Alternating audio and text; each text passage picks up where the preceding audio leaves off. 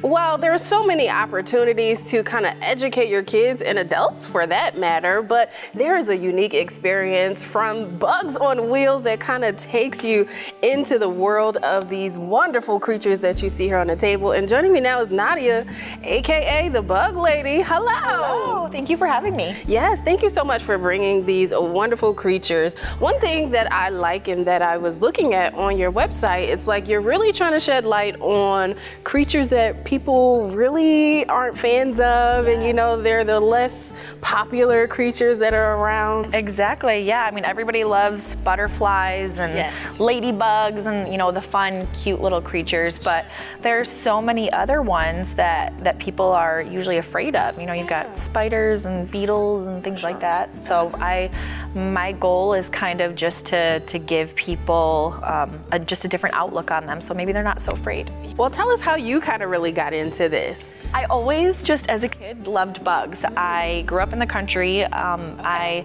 mom was always giving me leftover jelly jars and peanut butter jars, and I'm just poking holes in them and catching bugs. She didn't want them in the house, so I had my own little shelf in the garage where I got to keep everything. I put numbers on them, labeled them. I would check and feed everybody as they needed. And my grandma was a grade school teacher, and she had a class pet tarantula, and I loved visiting her because I got to see the tarantula. I thought it was so cool.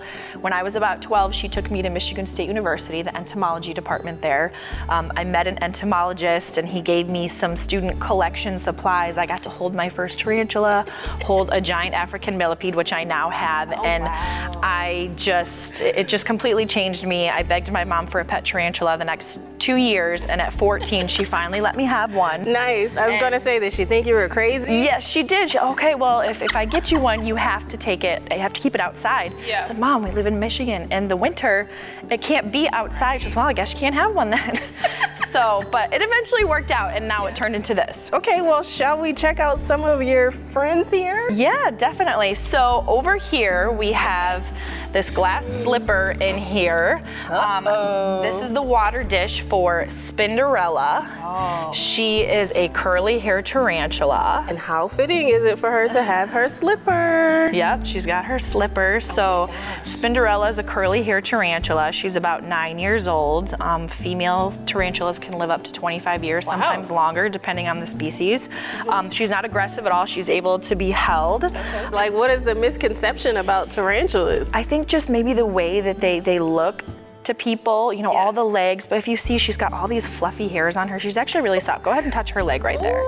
Oh, she is fluffy. She's super soft. It's not pokey. No. So a lot of people just assume that these creatures are all dangerous. You know, like, oh, I've had some kids say, oh my word, if she bites us, is she gonna kill us? And I'm like, no, there's no tarantula that is known to kill any humans.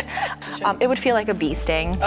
So it's not medically significant at all. They're just very misunderstood. She's very sweet.